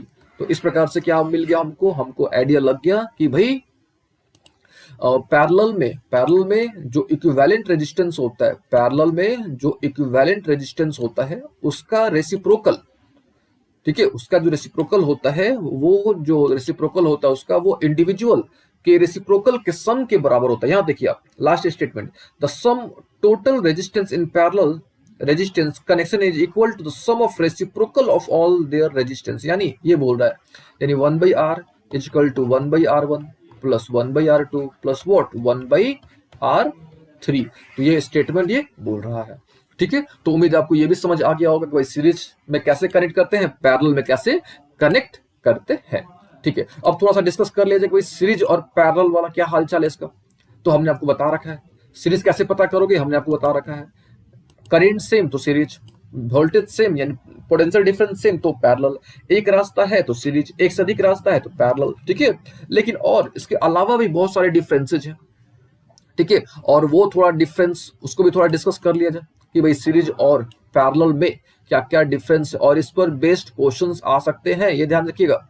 चलिए सबसे पहले डिफरेंट क्राइटेरिया पर हमने डिवाइड करा हुआ है। सबसे पहले इक्विवेलेंट रेजिस्टेंस, यानी जो फाइनल रेजिस्टेंस आएगा, इक्विवेलेंट रेजिस्टेंस यानी जो फाइनल रेजिस्टेंस आएगा वो जो होगा सीरीज में ज्यादा होगा, इसमें कम होगा। क्यों? ऑब्वियस है कि भाई इसमें R इक्वल टू क्या है, R1 प्लस R2 प्लस क्या है, R3 है। इसमें रेसिप्रोकल है तो रेसिप्रोकल भाई ऑब्वियस है कि कम आएगा ना, रेसिप्रोकल है तो रेसिप्रोकल क्या आएगा, कम आएगा। अच्छा इसमें सीरीज में जो करेंट होता है, ठीक है, current is less as resistance is more, यानी इसका मतलब ये हुआ कि अगर रेजिस्टेंस ज्यादा तो करंट कम। इसमें क्या होता है कि करंट ज्यादा एज रेजिस्टेंस इज मोर, यानी रेजिस्टेंस अगर ज्यादा होगा तो करंट भी ज्यादा होगा। लेकिन इसमें क्या है कि रेजिस्टेंस अगर ज्यादा होगा तो करंट क्या होगा, कम होगा।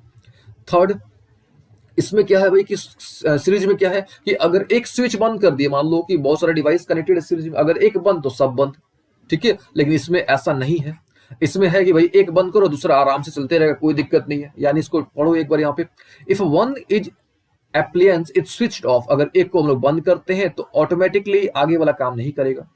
इसमें क्या है कि if one is switched off other work independently, यानी एक बंद दूसरा काम करेगा, ठीक है। अच्छा अगला देखा जाए, अगला क्या है कि भाई if one appliances stops working, अगर एक बंद कर दिया काम करना, बाकी सब काम करना बंद कर देगा। इसमें क्या है, कोई असर नहीं पड़ेगा, बंद एक अगर बंद भी हो जाए तो कोई इसको तकलीफ नहीं है, आप बाकी जो है आराम से काम करेंगे, है ना। बाकी वाले जो है आराम से वो क्या करेंगे, काम करेंगे, ठीक है। अच्छा चलिए लास्ट क्या है, पोटेंशियल डिफरेंस, तो हमने आपको बता रखा है, ठीक है, कि इसमें जो है आपका किसमें यानी हम बात कर रहे हैं कि आपका सीरीज में जो है सबको पोटेंशियल डिफरेंस मैक्सिमम मिलेगा, ठीक है। लेकिन इसमें क्या है, आपका पोटेंशियल डिफरेंस डिवाइडेड है, ये अंतर एक है। सारी बात समझ, इसमें क्या है आपका जितने भी डिवाइसेज हैं सबको मैक्सिमम पोटेंशियल डिफरेंस मिलेगा, मैक्सिमम भी मिलेगा। लेकिन यहाँ पे तो भी सेम है, ऑब्वियस में 5 या 6 है, जो भी है 3 है, तो सब तो डिवाइडेड है ना, तो ऑब्वियसली पोटेंशियल डिफरेंस क्या मिलेगा, कम मिलेगा। तो ये तो हो गया सीरीज और सीरीज और पैरेलल में डिफरेंस, ठीक है। अच्छा अभी और कुछ है, ठीक है, अभी और कुछ टर्म्स हमको पढ़ने होंगे, जैसे हमको इलेक्ट्रिकल एनर्जी को समझना होगा। तो सिंपल समझो आप, इलेक्ट्रिकल एनर्जी यानी सिंपल से आप इसको ऐसे बोल सकते हो कि वर्क, आप इसको ऐसे भी बोल सकते हो कि the capability of doing electrical work, है ना, the capability of doing electrical work. कोई भी इलेक्ट्रिकल एप्लियंस, ठीक है, कोई भी इलेक्ट्रिकल एप्लियंस जो है कितना इलेक्ट्रिकल वर्क करेगा, कितना कर सकता है, the capability of doing electrical work, ठीक है, the capability of doing electrical work, उसको हम लोग क्या बोलते हैं, इलेक्ट्रिकल एनर्जी। या हम लोग उसको इस प्रकार से बोल सकते हैं कि भाई इलेक्ट्रिकल एनर्जी क्या होता है, it is the work done to maintain the flow of current in a conductor, यानी करेंट को फ्लो रखने, जारी रखने के लिए, भाई करेंट फ्लो होता रहे, उसके लिए जो वर्क डन करना पड़ता है, उसी वर्क डन को क्या बोलते हैं, इलेक्ट्रिकल एनर्जी। ऑल ओके ना, उसको क्या बोलते हैं, इलेक्ट्रिकल एनर्जी। अच्छा हमको पता है कि भाई V इक्वल टू क्या होता है, W/Q होता है ना, V इक्वल टू W/Q, तो वर्क ही एनर्जी है ना, यानी W और E तो बराबर होता है ना, तो क्रॉस कर दो यहां से, तो W इक्वल टू क्या निकल गया, VQ निकल गया। हमको पता है कि भाई Q इक्वल टू क्या होता है, IT होता है। कैसे पता हमको, तो हमको तो ये तो पता है ना कि भाई I इक्वल टू Q/T होता है। तो Q इक्वल टू क्या निकल जाएगा, IT नहीं निकल जाएगा, यानी W इक्वल टू क्या निकल गया, VIT। और हमको ये भी पता है कि भाई V इक्वल टू क्या होता है, IR होता है। तो क्या निकल जाएगा हमारा W का फॉर्मूला, क्या निकल जाएगा, W इक्वल टू निकल जाएगा I² RT। याद रखिएगा वर्क का फॉर्मूला क्या निकल गया, I² RT। और जितना वर्क का फॉर्मूला होगा, जो वर्क होगा वही तो एनर्जी है ना भाई, है कि नहीं, यानी वर्क और एनर्जी दोनों यहाँ पे क्या है, सेम होता भी है। तो आपको याद रख लेना है 3 फॉर्मूले, ठीक है, आपको 3 फॉर्मूले रट लेने हैं, किसके, एनर्जी के। कौन कौन सा, सबसे पहले आपको रट लेना है W इक्वल टू VQ, फिर आपको रट लेना है W इक्वल टू VIT। यहाँ पे E भी लिख सकते हो आप, E ही लिखो बेहतर होगा क्योंकि एनर्जी हम लोग पढ़ रहे हैं। अच्छा, फिर energy equal to I² RT। तो ये तीनों फॉर्मूले आपको याद रखने हैं। इसके अलावा एक और फॉर्मूला आपको याद रखना है, E equal to PT, power into time. अच्छा, इसका यूनिट क्या होगा तो आपको पता होगा कि भाई इसका ऐसा यूनिट क्या होता है, जूल होता है। इसका सीजीएस यूनिट भी पूछा जा सकता है आपसे, तो आपको याद रख लेना है कि इसका जो सीजीएस यूनिट होगा वो क्या होता है, अर्ग होता है ना। इसका सीजीएस यूनिट क्या होता है, अर्ग होता है, ठीक है। और इसके बहुत सारे यूनिट्स होते हैं, लेकिन हम लोग यहाँ पे यूज नहीं करेंगे, ठीक है। एक और यूनिट यूजुअली यूज होता है ईवी, याद रखिएगा, ईवी या MEV, है ना। और ईवी यानी इलेक्ट्रॉन वोल्ट, याद रखिएगा, ईवी का मतलब होता है इलेक्ट्रॉन क्या चाहिए, वोल्ट। और आपको ये भी पता होना चाहिए कि भाई एक ईवी में कितना होता है ना, एक ईवी में कितना होता है, तो आपको पता होना चाहिए भाई 1.6 इंटू 10⁻⁹ कूलम। याद रखिएगा, एक नॉट यहाँ पे कूलम नहीं होगा, जूल होगा, क्योंकि एनर्जी है ना, तो यहाँ पे जूल होगा। याद रखिएगा एक ईवी में कितना होता है, तो यहाँ पे फिर से लिख देते हैं 1.6 इंटू 10⁻⁹ जूल, ठीक है। तो ये सब हो गई बातें किसके बारे में, एनर्जी के बारे में। अच्छा, एक पॉइंट और जो कि बहुत इंपॉर्टेंट है कि एनर्जी का कमर्शियल यूनिट क्या होता है, एनर्जी का कमर्शियल यूनिट क्या होता है, तो याद रखिएगा किलोवाट आवर, ठीक है। ये होता है किसका, कमर्शियल यूनिट ऑफ एनर्जी, ठीक है। कौन सा यूनिट, कमर्शियल यूनिट क्या होता है आपका, तो किलोवाट आवर। और जो किलोवाट आवर है इसको यूनिट भी कहा जाता है, ठीक है। इसको बॉट भी कहा जाता है, BOT यानी बोर्ड ऑफ ट्रेड यूनिट भी कहा जाता है। और आपको रट लेना है कि एक kWh में होता है 3.6 इंटू 10⁻⁶ जूल। याद रखिएगा कितना होता है, फिर से 1 kWh इक्वल टू कितना होता है, 3.6 इंटू 10⁻⁶ वॉट, जूल, ठीक है। ये आपको ध्यान रखना है, ठीक है। अच्छा, अब आपके मन में एक प्रश्न आ सकता है कि भाई कैसे आया, तो देखो किलोवाट आवर था ना यहाँ पे, तो किलोवाट यानी 1000 वाट हो गया, 1000 हो गया, और आवर यानी 3600 हो गया, 3600 सेकेंड हो गया। गुना करेंगे तो कितना हो गया, 36 इंटू 10⁵ हो गया, यहाँ पे क्या हो गया, जूल हो गया। और इसको हम लोग इस प्रकार से लिख सकते हैं 3.6 इंटू 10⁶ क्या चीज, जूल। तो ये आपको याद रख लेना है कि भाई क्या होता है यूनिट, तो किलोवाट आवर होता है। कौन सा यूनिट, तो कमर्शियल यूनिट, ठीक है। और ऐसा यूनिट क्या होता है, जूल।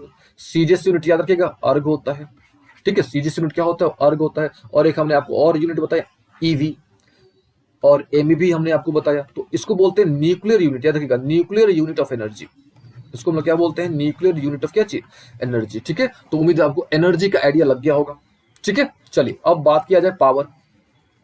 तो पावर काफी सिंपल है, ठीक है। पावर की भाई कितना कितना समय में कितना काम आप कर सकते हो, ठीक है, यानी rate at which electric current is used, ठीक है, rate at which electric current is used. या इसको ऐसे ही बोल सकते हो कि the rate of doing work, rate of doing work, लेकिन कौन सा वर्क, तो इलेक्ट्रिकल वर्क है ना, the rate of doing electrical work. अब इलेक्ट्रिकल वर्क कौन करेगा, हम तो करेंगे नहीं, आप तो करेंगे नहीं, इलेक्ट्रिकल अप्लायंसेस करेंगे, है ना। तो the rate of doing electrical work, उसको हम लोग क्या बोलते हैं, इलेक्ट्रिकल पावर। यानी P इक्वल टू क्या निकल गया, W/T निकल गया, है कि नहीं, P इक्वल टू W/T निकल गया।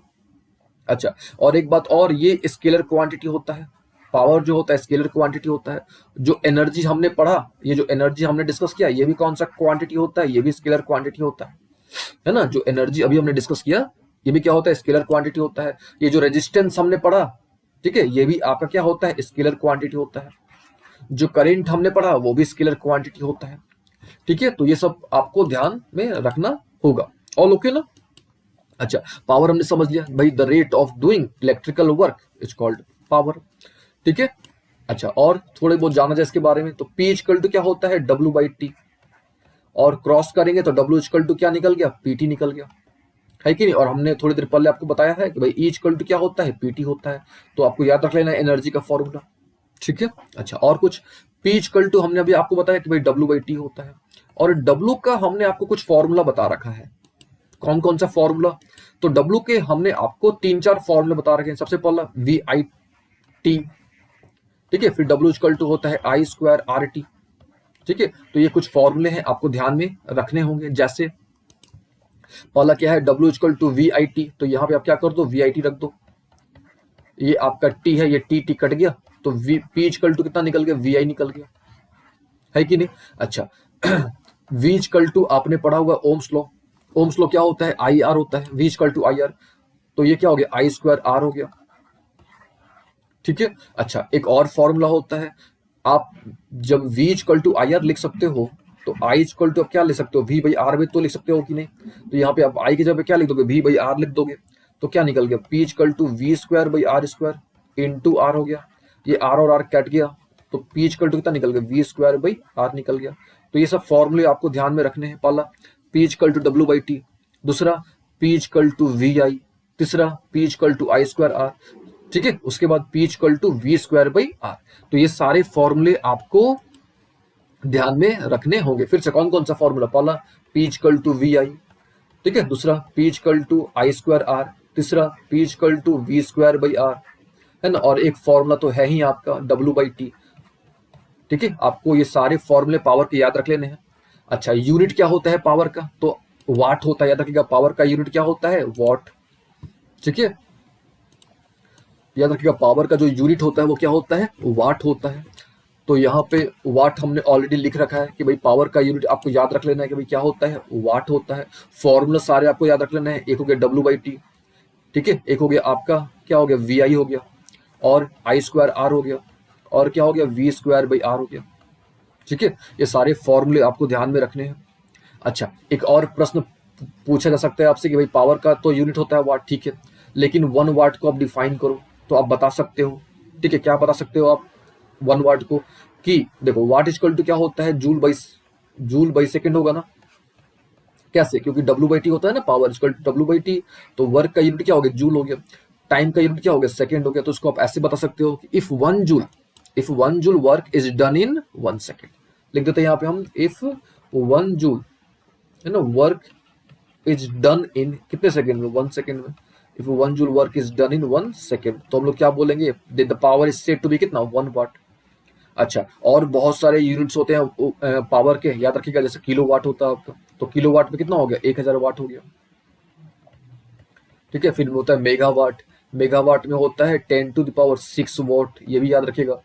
और एक होता है HP यानी हॉर्स पावर, है ना, HP यानी क्या होता है, हॉर्स पावर, ये भी आपको ध्यान में रखना होगा, ठीक है। और एक हॉर्स पावर में याद रखिएगा 746 वाट होता है। फिर से एक हॉर्स पावर में कितना होता है, 746 वाट, ठीक है। तो उम्मीद है आपको आइडिया लग गया होगा कि भाई पावर क्या होता है। फिर से rate of doing electrical work is called electrical power. Formula याद रखना है, VI I² R V²/R, है कि नहीं। यूनिट क्या होता है, तो वाट होता है, ठीक है।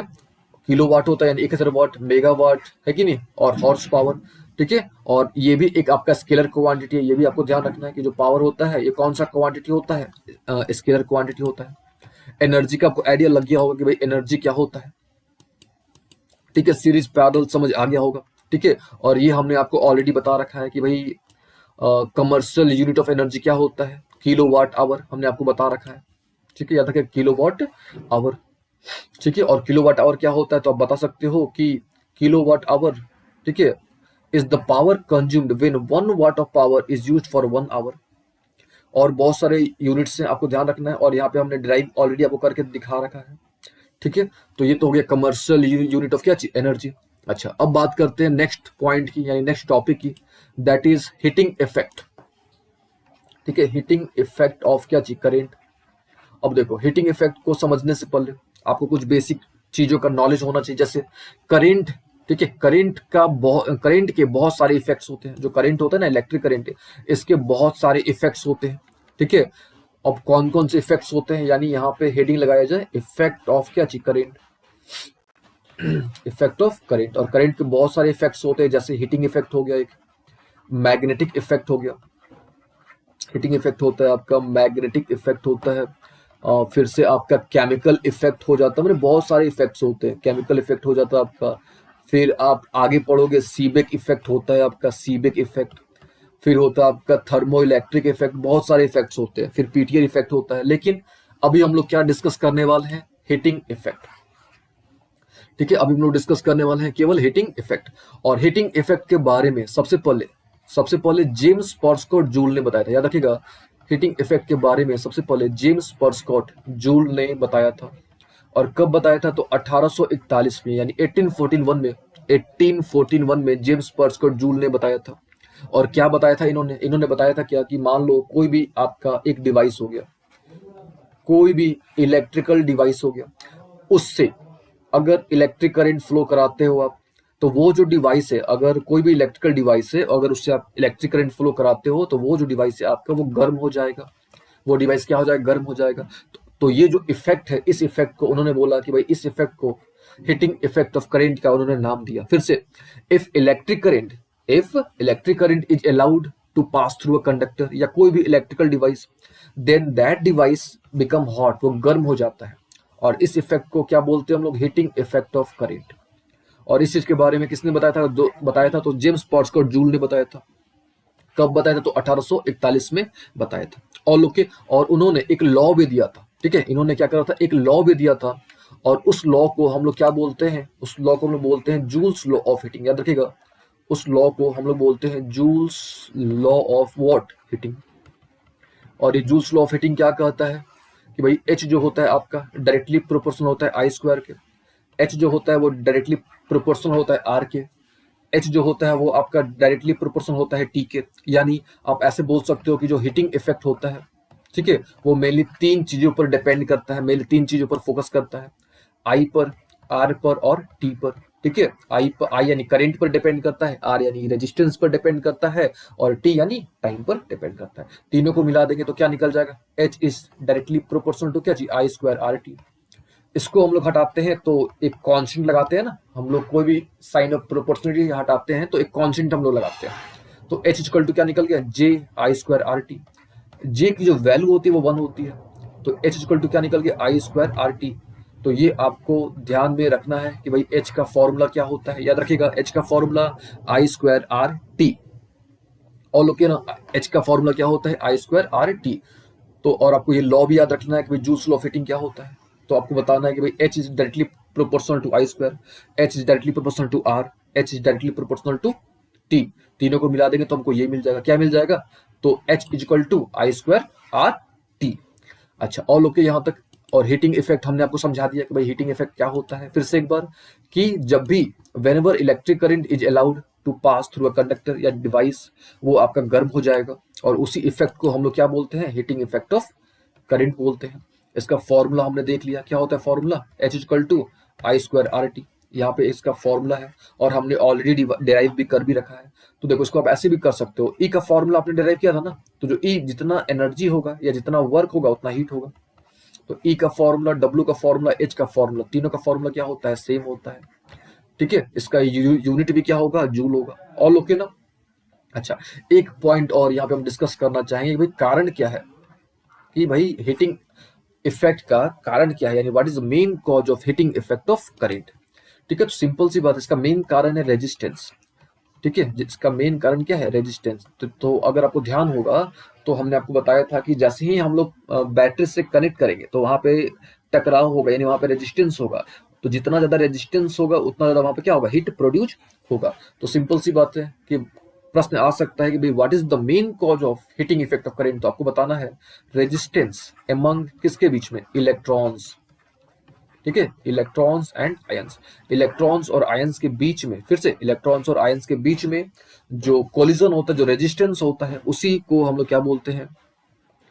उसी के चलते जो हीट प्रोड्यूस होता है ना, और उसी हीटिंग, उसी इफेक्ट को हम लोग क्या बोलते हैं? हीटिंग इफेक्ट ऑफ करंट बोलते हैं। ठीक है, तो उम्मीद है आपको आज से क्लास समझ आया होगा, और हमने कोशिश किया है कि आपको कंप्लीट, ठीक है, अच्छे तरीके से आपको सारी बातें समझाएं। ठीक है, और उम्मीद है आपको समझ आया होगा। अगर फिर भी अगर कोई भी प्रॉब्लम होता है आपको, कोई भी टॉपिक, ठीक है, अगर आपको नहीं समझ आता है तो आप हमको बताओगे, हम उसको, उस टॉपिक को अलग से स्पेशल उस टॉपिक पे हम, ठीक है, टॉपिक को समझाएंगे आपको वापस।